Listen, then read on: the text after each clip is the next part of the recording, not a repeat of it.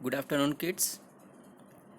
We have till date seen the functional re-education activities on mat, in sitting, and in standing and walking positions.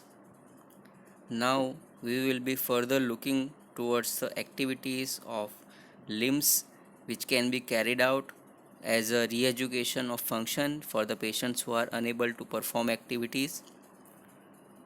First of all, we will go for activities of lower limbs.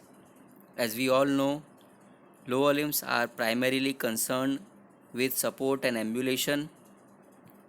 Upper limbs can also have important role in support and movement, but as we know, human beings are evolved from horizontal to vertical position. Being erect has led us to allow and use the upper limbs in skilled activities. When efficiency of limb functions is known to be influenced by the girdles, pelvic and shoulder girdle. We know muscles of shoulder as well as pelvic girdle are also connected to the trunk and the extremities. So we need to provide stability by training the muscles of shoulder and pelvic girdle and thereby allow mobility to the limbs. Now for leg functions, when we need to give priorities, we have to train the functional patterns and activities of importance which are needed for daily activities. We can classify primary leg functions according to their functions or their importance in first as to support the body weight when the person is in weight bearing position.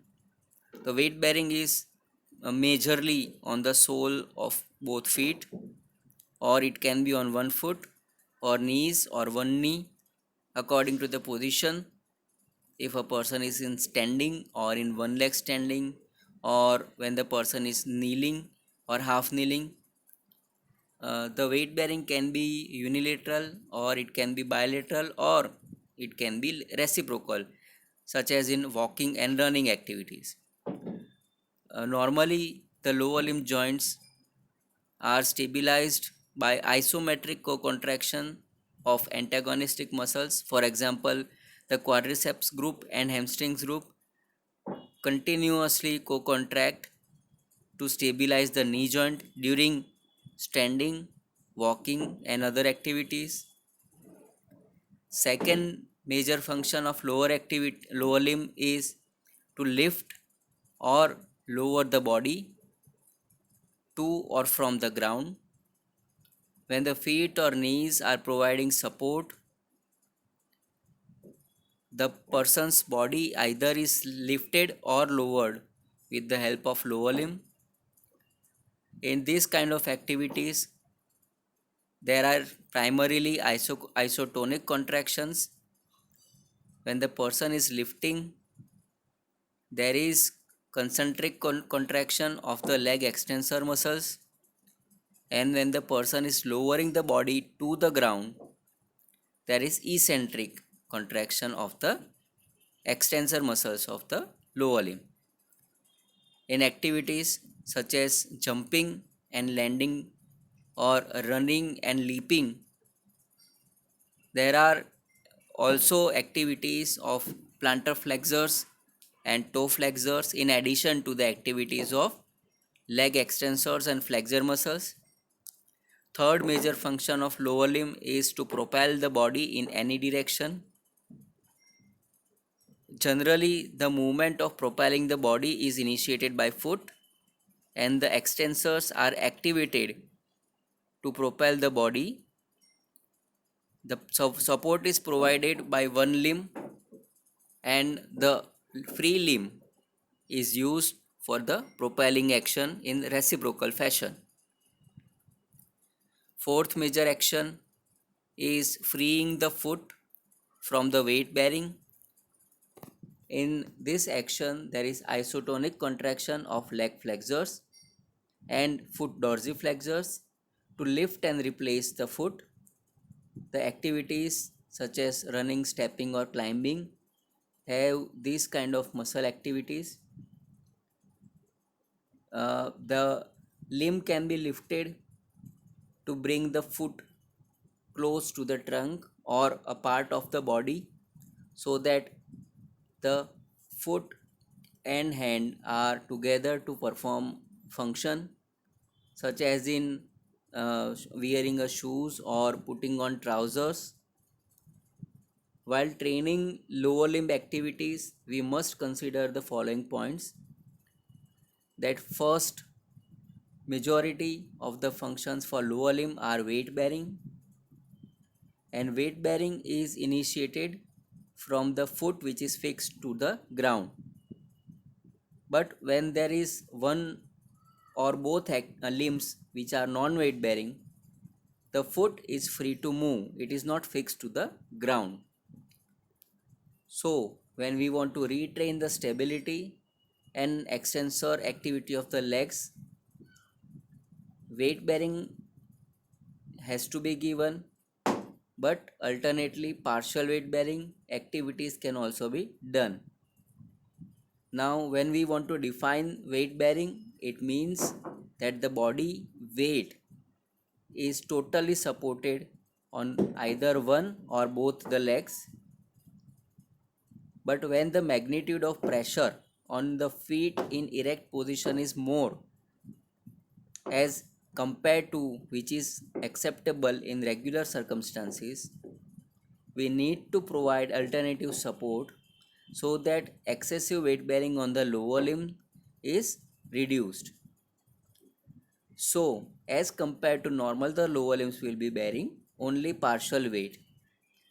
Some of the weight is transferred through tools such as parallel bars or crutches or stick, or even the support of a chair or bed.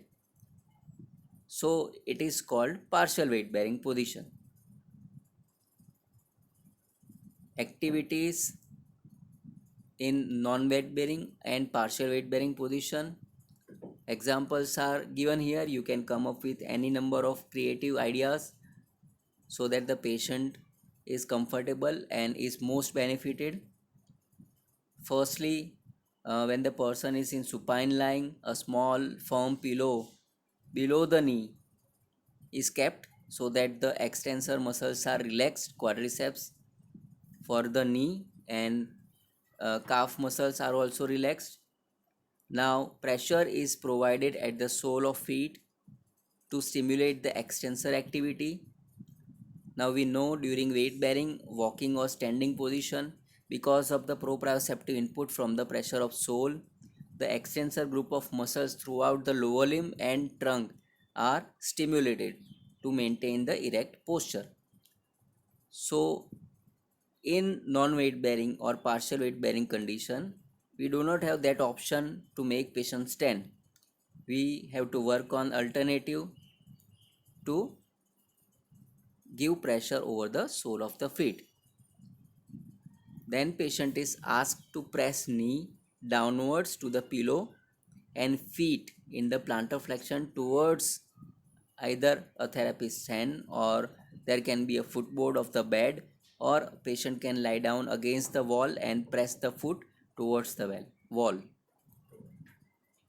Preferably manual pressure is selected because it allows to estimate patient's ability, how much force or strength he is having, and if there is pain, we can also know about the threshold of pain intensity for that patient. If foot is in dorsiflex position due to some deformity or some paralysis, we can take advantage of that position because it is similar to the head strike position where foot is in dorsiflexion and heel touches the ground. During the phase where the person is allowed partial weight bearing and he is not supposed to be totally bedridden, we can make patients stand while bearing weight on the partial weight on the limb. The rest of the weight is supported through one side buttocks on the table or plinth, and in this position there is pressure over the sole of the feet, so it stimulates the extensor muscle groups and it provides stabilizing reaction as seen in the image. Here also patient can be taught to press the knee and straighten it or extend it while pressing the foot on the floor.